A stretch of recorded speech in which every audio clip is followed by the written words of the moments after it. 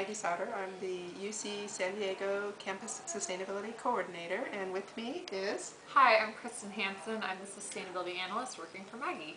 The pipes are calling from glen to glen. There's a little over 1 megawatt of solar energy being produced on campus today. That's about 1.232 megawatts of energy being produced. That's when the solar panels are working at their peak. We're in the process of placing 2 more megawatts of solar panels both on campus and in campus-owned locations that are not directly on campus.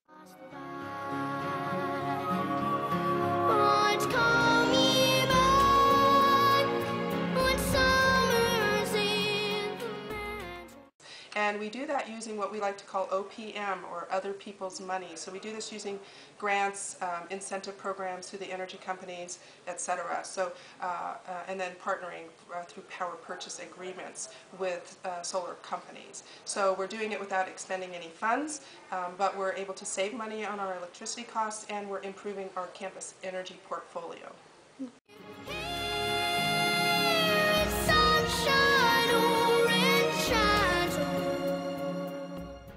Well, solar panels and wind energy are 2 of the energies that are ideal because they don't have any associated carbon footprint in their output of energy. So there is a carbon footprint in installing them, of course, and that is a factor. But once they're installed, they produce pure, clean energy. So we don't have to use a fossil fuel to power them in any way to produce our energy. So it's helping us to reduce the campus's carbon footprint. Campus is hoping to be climate neutral by 2025, so they're helping us achieve that goal.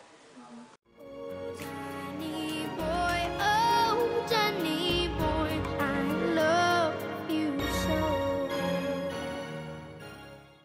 I mentioned a few of those other programs already. We are also working on a methane fuel cell. Now that particular project will create about 2.8 megawatts of energy. So this combined plus the photovoltaics, the solar panels we're planning on putting in, will bring our on-site alternative energy production up to about 6% of the campus total. But that will be fueled by methane, which is not a completely clean fuel. So that is a factor that we're cognizant of and we consider. But we are using a renewable methane source, which will be coming up from the Point Loma treatment plant. So it's much greener than using traditional methane that's mined.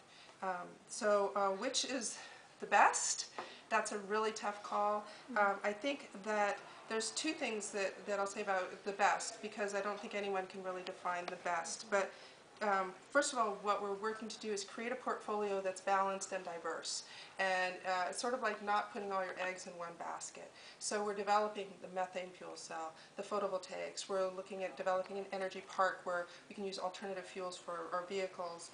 And there's a whole host of other programs from the way we bring our water onto campus, how we use it. We're using reclaimed water where we can. About 25% of the campus is irrigated with reclaimed water or recycled water. About 75% of the landscaped areas on campus use low water use plants. We're changing out fixtures, sprinklers, restroom fixtures, bathroom in the housing offices for our housing departments to reduce our water use. That's a huge thing right now because water is such an important resource that we're realizing we have not very much of. So I think that's very important. So the diversity of the program, not just with energy, but with water, waste, transportation, food sources, it's a balance that we have to look at and how we impact our planet. I think the other strength of UC San Diego is that this is one of the few places in the world where students, faculty, staff work collaboratively together on projects. So students have opportunities to work with premier faculty. They bring their ideas into the faculty. They work on the research project that creates the mechanism to test that idea in a real-world application on campus, and they do this partnering with operations and administrative staff to see if it's going to really work. And then those projects are getting expanded out to our surrounding areas. So I think that's a strength that UC San Diego has, and it's one that will, I think, work in our favor toward achieving our carbon reduction goals. Finally, can I add something real quick?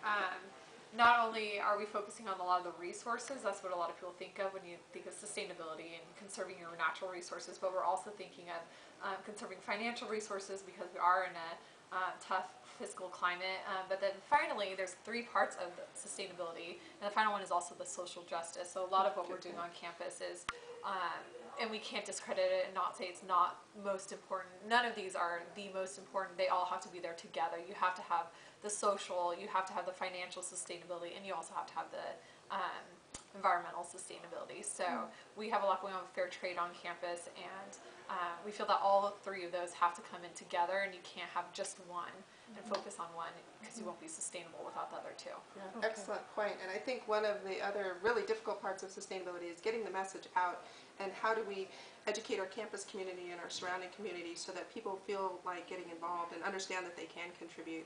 So that's really important, is working with our students, faculty, staff, bringing everybody in together and creating a culture on campus which moves towards sustainability. Where I am lying. You know, rankings are sort of a double-edged sword.